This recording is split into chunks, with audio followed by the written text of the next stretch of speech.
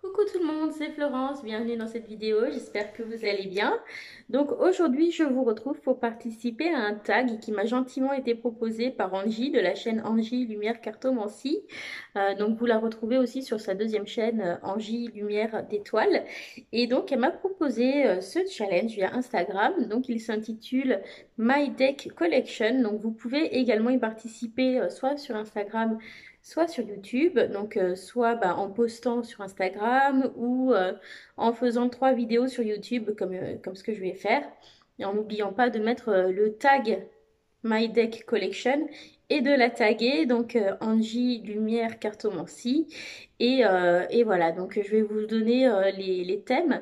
Donc pour le challenge sur YouTube, il va y avoir 3 vidéos composées chacune de 7 questions. Donc c'est parti, je vous dévoile les questions pour aujourd'hui, le jour numéro 1. Donc tout d'abord, quel est le premier jeu de ma collection? Donc bon, c'est pas la toute première série de vidéos que je fais de cette sorte, donc peut-être que certains connaissent déjà la réponse, mais c'est pas grave. Ensuite, le jeu que j'utilise le plus souvent, donc ça n'a pas été facile de trouver. Ensuite, le jeu dont je ne me sers jamais. Le jeu que j'utilise pour les histoires de cœur. Le jeu que j'emmène partout avec moi, le jeu qui m'a le plus déçu et enfin le plus beau jeu qu'on m'ait offert. Donc je commence avec le numéro 1, le premier jeu de ma collection. Et donc si vous me suivez depuis quelques temps, peut-être que vous le savez, il s'agit du Grand Oracle de l'amour de Colette et Gérard Lougart. Donc pas la version des éditions Trajectoire qui est sortie récemment, mais l'ancienne édition qui était chez Bulle de Vie. Et donc voilà, c'est mon tout premier jeu. Alors pourquoi j'ai acheté celui-ci? J'ai acheté celui-ci parce que en vacances, je suis rentrée dans une boutique et la dame m'a fait un tirage. Donc elle avait utilisé le jeu Message Lumière de Mario Duguay que j'ai acheté aussi par la suite. Et celui-ci, donc le Grand Oracle de l'amour.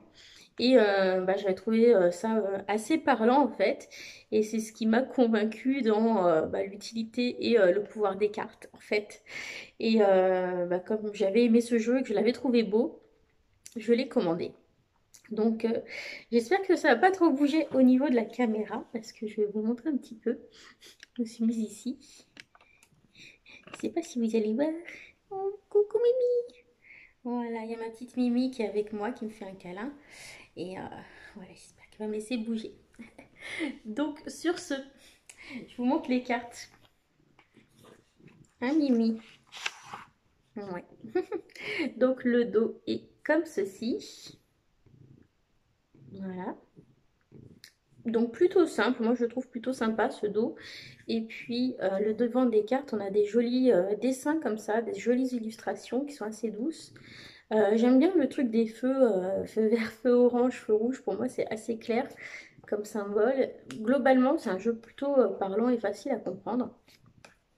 Et donc, on a un mot-clé en anglais ou en français en dessous qui va avec. Et donc, celui-ci, je l'ai pris en main très facilement et très rapidement. Donc, effectivement, c'est un jeu plutôt orienté sur tout ce qui est histoire de cœur, tirages sentimentaux, relationnels, amoureux. Mais au final, quand on regarde, il y a pas mal de cartes qui peuvent servir aussi dans un contexte assez général. Donc on pourrait aussi l'utiliser pour autre chose. C'est pas parce qu'il y a des cœurs dessinés dessus et que c'est rose que ça va répondre qu'il y a des questions de cœur. Donc voilà, moi je l'aime beaucoup ce jeu. Je le trouve très bien. Donc pendant un moment, ça a été mon seul jeu pour les tirages sentimentaux. Ensuite, j'en ai acheté un deuxième et donc je vous montrerai tout à l'heure. Voilà, donc ce jeu-là a été un petit moment out of print, donc c'est-à-dire qu'il n'était plus disponible parce qu'il n'était plus édité par Bulle de Vie. D'ailleurs, je pense pas que la maison d'édition Bulle de Vie existe encore, mais il a été republié par les éditions Trajectoire, pardon, au même titre d'ailleurs que l'Oracle L'œil de Lotus et l'Oracle Soleil, qui sont du même créateur. Donc chez Trajectoire, moi j'ai acheté l'œil de lotus, enfin plutôt on m'a offert à Noël l'œil de lotus. Et voilà, au niveau de la différence entre les deux, les cartes elles sont un petit peu plus épaisses sur cette édition-là que sur les éditions Trajectoire. Donc moi, je préfère la qualité de ce jeu-là, même si la boîte, par contre, elle est merdique comme il faut. Voilà, elle est vraiment pas terrible comme Tugbox. Alors ensuite, le jeu que j'utilise le plus souvent, ouh, ça c'était dur, parce que j'ai beaucoup de jeux, tout combiné, je dois avoir plus de 130 jeux ou peut-être 140 jeux, donc bah, j'essaie de les faire tourner et du coup c'est compliqué de vous dire lequel j'utilise le plus. Mais globalement, je pense qu'au niveau des tarots, le jeu que je dois utiliser le plus, ça doit être quand même celui-ci, le Lightyear Tarot. Donc moi je l'ai en version mass market américaine. Et pourquoi je l'utilise beaucoup? Parce qu'en fait, je trouve qu'il convient à beaucoup de choses. Déjà, c'est un jeu que j'aime utiliser pour moi parce que les couleurs me plaisent, l'ambiance me plaît, les personnages, etc. Je le trouve très parlant. Et puis, je l'utilise aussi pas mal lorsque je fais des tirages pour les autres. Ça m'arrive de temps en temps qu'on me demande des tirages. Et je trouve qu'il est bien aussi pour tirer les cartes pour les autres. Les gens comprennent généralement un petit peu bah, ce dont on parle. Les illustrations sont assez évocatrices, je trouve, de ce qu'elles racontent. Donc voilà, c'est un jeu que j'aime beaucoup. Il a eu beaucoup de succès. Voilà. Et, euh, et donc, bah, c'est un jeu que j'utilise beaucoup. Voilà, il est assez polyvalent. On peut s'en servir un peu pour toutes sortes de domaines, toutes sortes de tirages. Et puis, je trouve qu'on peut l'utiliser un peu n'importe quand dans l'année. Il n'est pas spécialement marqué dans une saison ou dans une autre. Il va aussi avec énormément de jeux d'oracle. Du moment que vous avez des jeux avec une esthétique un peu moderne euh, ou magique, ça va plutôt bien avec. Donc du coup, voilà, c'est un jeu qui est facile à associer avec d'autres jeux. J'aime beaucoup cette carte. Et, euh, et voilà, du coup, au niveau des tarots, c'est probablement celui que j'utilise le plus.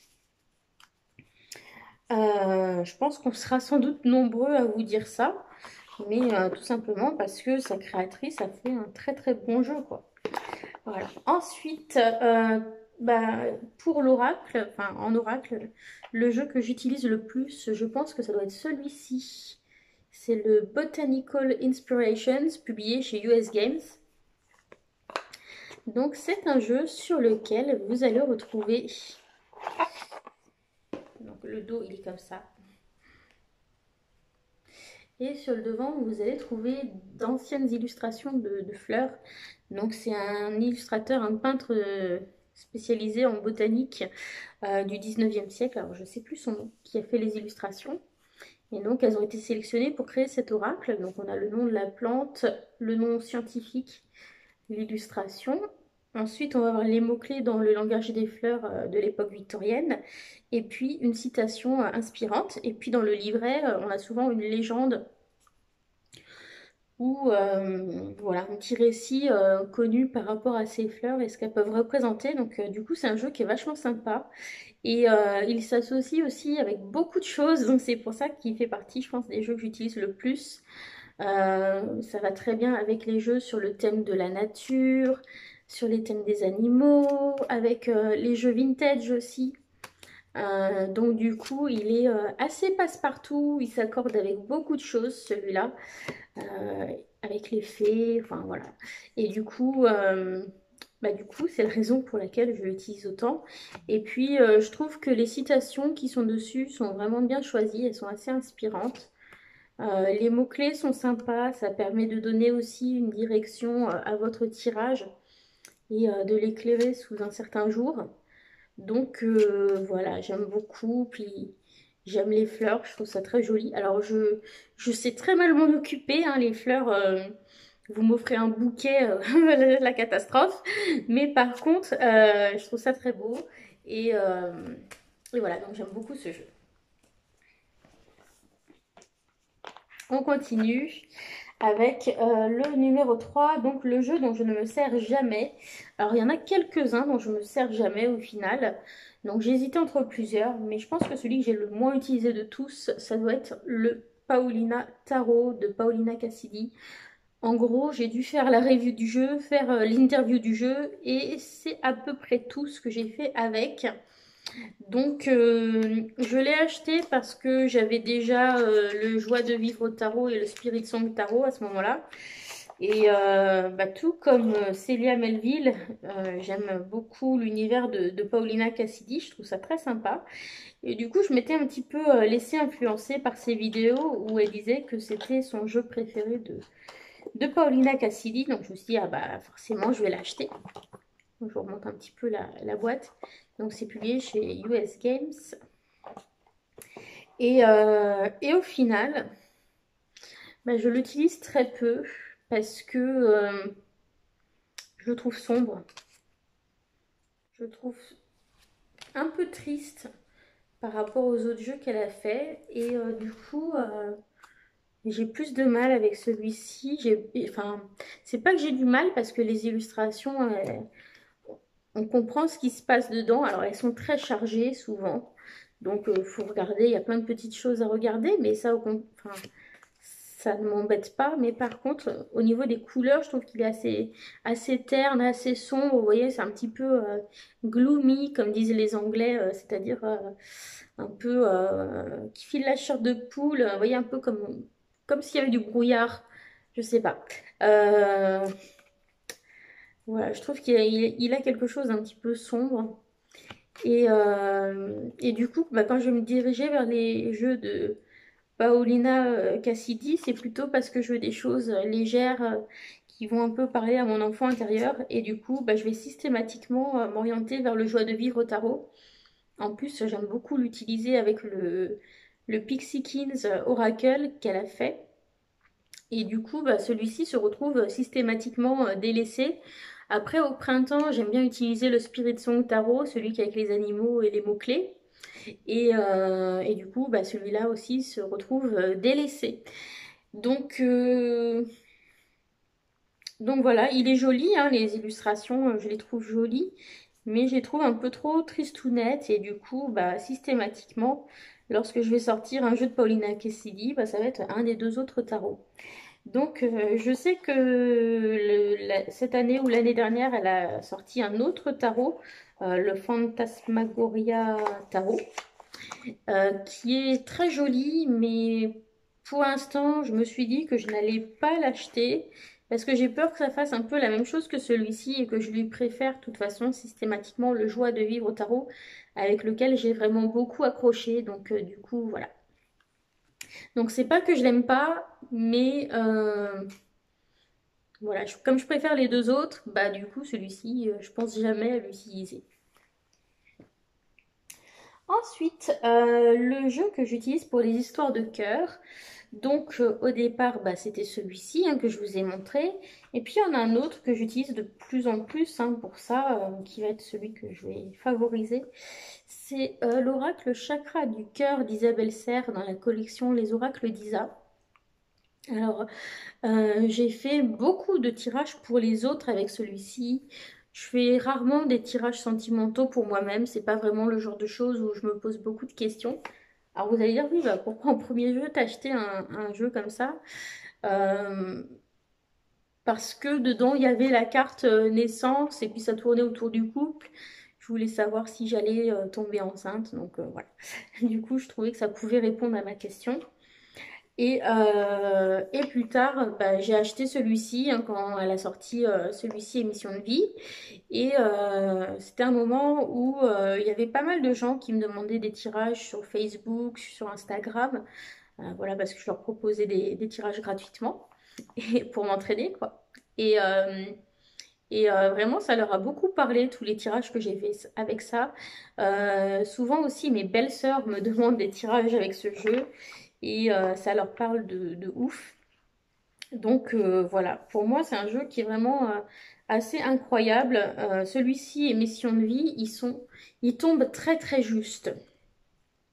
Alors la tranche, elle est rose brillante comme ça. Au début, quand c'est sorti, j'étais ouais, c'est trop cool et tout parce que bah, c'était nouveau. Et puis avec le recul, bon, ça vieillit pas super bien. Quand les coins commencent à s'abîmer, ça fait un petit peu gris. Donc bon, voilà. Sinon, le dos, plutôt simple, j'aime bien. Et le devant des cartes, donc on a des petites aquarelles qui sont de Wild Amanda. Donc elles sont assez simples, plus ou moins intuitives, ça dépend des cartes. Donc en gros, hein, entre le titre et l'image, bon, on a à peu près une idée de ce que veut dire la carte, hein, même si on est débutant. Mais la vraie richesse de ce jeu, ça va être son livret d'accompagnement. Franchement, je vous conseille voilà, de lire l'ensemble du message lorsque vous tirez une carte, parce que c'est là, quand on lit son livret à Isabelle Serre, que vraiment on s'est dit, ah ouais, ah oui, quand même. Ah, mais c'est pile poil ça. Et en gros, à chaque fois, voilà, ah oui, c'est totalement ça. Merci, merci, merci. Donc, ce que je fais maintenant, c'est que quand mes belles-sœurs me demandent des tirages avec ce jeu, ben, je leur tire les cartes, je leur dis en gros l'essence du truc, hein, de manière très rapide. Et ensuite, je leur envoie des photos du livret. Et puis, voilà, souvent, ça leur parle beaucoup. Voilà, donc celui-ci, je le trouve extrêmement bien pour les tirages. Voilà, je le trouve très très fiable. Il y a des choses intéressantes. Vous voyez, tes doutes, tes peurs ne sont pas fondées. Voilà, je trouve ça intéressant. On a différents moyens de rencontre par les télécommunications, par les réseaux sociaux, lors d'une sortie, etc. Au travail, etc. Donc je trouve ça plutôt cool. On a beaucoup de cartes pour dire si toi t'es pas prêt pour une relation, si l'autre n'est pas prêt, si vous avez des projets en commun ou pas, s'il y a des influences qui vont perturber les choses, s'il y a des bonnes surprises, des projets, des blocages, quel type de blocage, des histoires de timing aussi. Donc voilà, il est vraiment très très bien pour tout ce qui est relation amoureuse. Et en plus, il a des dates, hein, septembre, une semaine, 15 jours, etc. Donc en plus, vous pouvez aussi dater les choses avec ce jeu. Donc bon, sur la datation, c'est peut-être pas là où c'est le plus précis, le plus correct dans ce que j'ai pu remarquer, mais bon, c'est toujours un petit plus, vous pouvez tester. Mais vraiment, sur le reste, il est très très bien. Et du coup, bah, ces deux jeux-là, je les trouve vraiment très bien pour tout ce qui est tirage sentimental, aussi bien l'un que l'autre. Et du coup, je vois pas la nécessité d'avoir 40 jeux. Alors, c'est là, ceux-là font très très bien le job.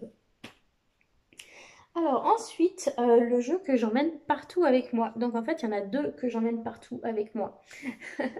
Donc ils sont dans mon sac à main. Donc j'ai un tout petit sac à main format, vous voyez, qu'on porte en bandoulière de travers. Et puis voilà, pas très très gros. Mais j'arrive à rentrer deux jeux dedans. En plus de mes papiers et de mes cartes de crédit. C'est ces deux-là. Donc vous voyez, c'est pas très gros. On a le Piatnik, le Normand. Donc ma boîte, elle est toute scotchée de partout. Vous voyez, elle brille parce que je l'ai enroulée de scotch tout autour pour pas qu'elle s'abîme de plus que ça. Donc celui-ci, c'est celui que j'ai le plus longtemps, hein, dans les deux. Et ça fait plusieurs années maintenant qu'il m'accompagne partout dans mon sac à main, dans mon sac de boulot, lorsqu'on sort avec des amis, voilà. Donc celui-ci, je l'ai toujours, toujours, toujours sur moi. Et voilà, c'est ma base en petit le normand. Et c'est très bien pour répondre à des petites questions concrètes du quotidien. C'est pour ça que j'aime bien avoir ce genre de jeu sur moi. On ne sait jamais. Voilà. Et puis l'autre jeu que j'ai, je l'ai eu plus récemment puisque je l'ai acheté l'année dernière. Donc mon mari m'a fait cette petite boîte en plastique puisqu'il fait de l'impression 3D à la maison. euh, pour, voilà, pour s'amuser. Donc du coup, il est bien protégé. Et vous allez voir le titre, c'est le Everyday Witch Tarot, donc en version mini. Donc là, c'est les éditions Llewellyn, donc c'est l'éditeur américain. Et donc l'éditeur américain a sorti ce mini format, hein, au même titre que l'Oscarabeo ou US Games sortent des formats mini. Llewellyn a aussi quelques jeux en format mini et c'est eux qui ont le format le plus mini, on va dire. Donc voilà, on peut sortir la boîte, hein, bien sûr. Donc c'est le tarot Histoire de sorcière en fait, hein. Mais bon, moi je la laisse dedans pour pas que ça s'abîme de trop. Donc voilà, donc il est encore plus petit que le normand, hein, du coup. Vous allez voir. Voilà. Donc il est plus petit qu'un le normand. Donc il prend vraiment pas de place ce tarot. Par contre, voilà, il est quand même un petit peu large. Il y a 78 cartes, hein. Donc le dos, voilà, il est comme ça avec le petit chat noir, le chapeau et le balai. Et sur le devant, bah, on retrouve les cartes du jeu Histoire de sorcière, mais en version mini. Voilà, donc c'est exactement les mêmes cartes, hein, que dans la grande version. Donc moi j'ai la version taille standard, toujours chez les éditions Llewellyn, l'éditeur américain, puisque je l'ai commandé dès qu'il est sorti dans la version américaine. Et du coup je l'ai eu longtemps avant la version française. Voilà, et bah, du coup moi ça me dérange pas, vu que je suis prof d'anglais. Je m'en fous d'avoir le livret en anglais ou en français, pour moi c'est pareil, hein. Voilà. Voilà. Et du coup, dans cette version mini, on n'a pas de livret d'accompagnement du tout, hein. On a juste les cartes et la petite boîte, mais pour mettre dans le sac à main, ça me suffit largement. Voilà, surtout que j'ai le livret dans la version standard. Donc voilà, mes deux petits jeux mini, hein, qui m'accompagnent partout. Donc j'ai choisi celui-ci en tarot parce que bah, parmi tous les tarots qui existaient en version mini, c'est celui que je préfère. Tout simplement parce que j'aime beaucoup le Everyday Witch Tarot ou le tarot Histoire de sorcière. Ensuite, le jeu qui m'a le plus déçu. Alors j'aime pas trop dire du mal d'un jeu ou d'une personne parce que c'est pas le but et c'est pas ce que je compte faire en parlant de ce jeu. Parce que ayant créé des jeux moi-même, je me rends compte que c'est beaucoup d'investissement, on met beaucoup de cœur dedans. Mais j'étais déçue en fait parce que le jeu ne m'a pas parlé et n'a pas correspondu à mes attentes. Il s'agit de l'Oracle des Bardes de Célia Melville et Marie-Noël Anderson. Donc j'avais suivi toute la création du jeu, hein, par Célia sur YouTube et ses illustrations, je les trouvais magnifiques, donc j'avais vraiment très très hâte de le recevoir. Donc on a un pochon, un beau livre, etc. en couleur, des belles cartes, hein, c'est pas le souci. Mais la première chose qui m'a déçue, c'est que par rapport à ce qu'elle nous avait montré, au niveau du dos des cartes, le Triskel, il a été changé pour mettre un truc qui fait beaucoup plus comme un aplat tout noir.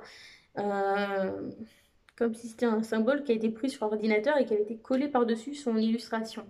Et je trouve ça un peu dommage parce qu'elle avait fait quelque chose à la base où le Triskel était beaucoup plus organique, c'est-à-dire qu'il se mêlait beaucoup plus à son illustration.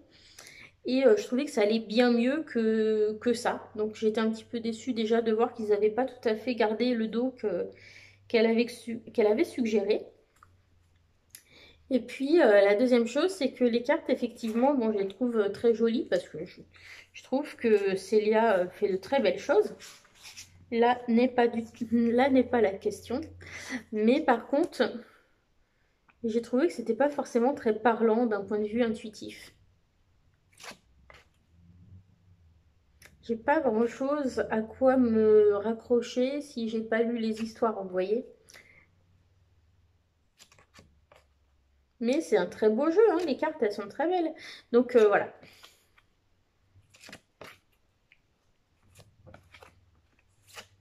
Et en fait je suis déçue parce que elle nous en a dit tellement de bien de ce jeu, parce que c'est un jeu qui a marqué ses débuts en fait. Et je pense qu'on est toujours très attachés aux jeux qui ont marqué nos débuts. Et en fait, moi, quand j'ai voulu utiliser le livre avec, parce que bah, les cartes voilà, ne me donnaient pas suffisamment de matière, hein, pour travailler intuitivement, bah, j'ai trouvé ça un petit peu usine à gaz. Les histoires ne m'ont pas forcément beaucoup parlé. J'ai eu du mal à les mettre en rapport avec les cartes pour en tirer quelque chose. Et puis après, c'est toute l'exploitation psychologique qu'il y a derrière que je trouve compliqué avec les différents concepts du moi, du surmoi, du conscient, de l'inconscient, du subconscient, de l'ego, etc. Et j'ai trouvé ça trop prise de tête, trop compliqué. En plus, je suis tombée plusieurs fois un peu toujours sur les mêmes cartes. Et Donc ok, pourquoi pas, ça m'a parlé au début. Et après, bon, je suis souvent tombée sur des tirages qui me parlaient pas du tout. Donc voilà, déçue. Donc je pense que c'est un jeu qui n'est pas pour moi, tout simplement, même si je le trouve très joli.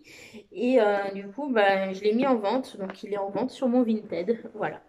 C'est le dernier jeu actuellement qui est en vente. Le seul truc, c'est que pour l'instant, je n'ai plus de boîte pour envoyer un jeu de ce format-là. Donc voilà.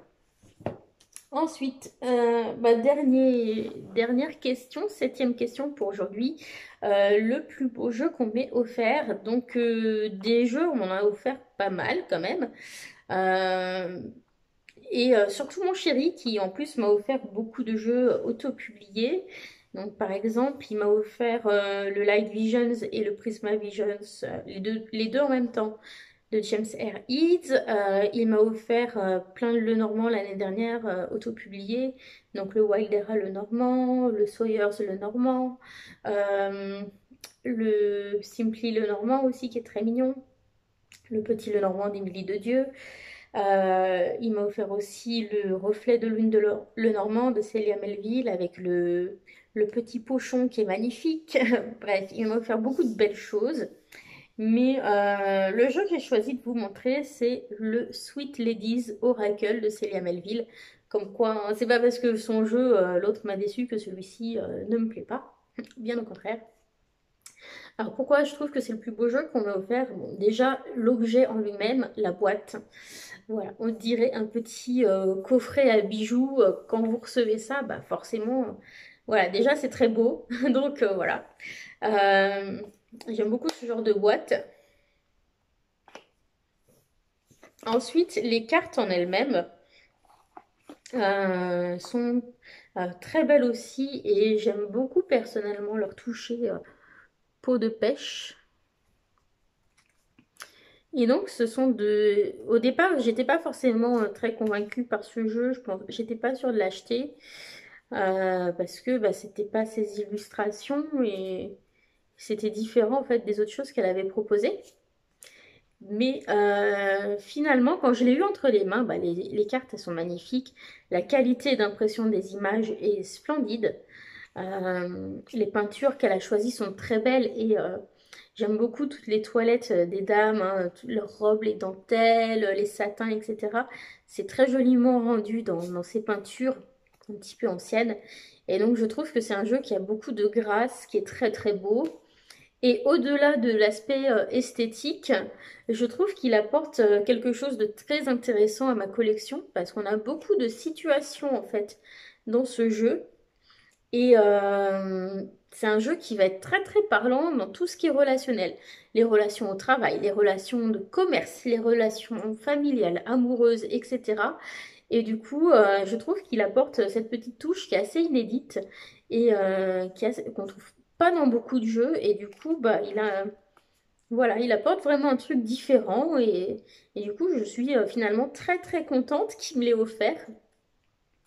Et voilà, bah, je trouve que c'est l'un des plus beaux jeux qu'on m'ait offert. Et donc voilà pourquoi j'ai choisi le Sweet Ladies Oracle. Mais bon, tous les jeux de toute façon qu'il m'a offert étaient très beaux. Et puis d'autres personnes aussi m'ont offert des jeux que j'aime beaucoup, hein, voilà, mais voilà, j'ai choisi celui-ci. Donc on se retrouve bientôt pour la vidéo numéro 2. Voilà, donc vous pouvez répondre en reprenant ce tag et puis en taguant Angie Lumière Cartomancie. Vous pouvez aussi me taguer hein, pour que je vois votre réponse. Et puis sinon, vous pouvez aussi répondre dans les commentaires tout simplement hein, en reprenant ces questions 1, 2, 3, 4, 5, 6, 7 et me mettre vos choix. Voilà, sur ce, je vous fais des bisous et je vous dis à bientôt les amis. Bye!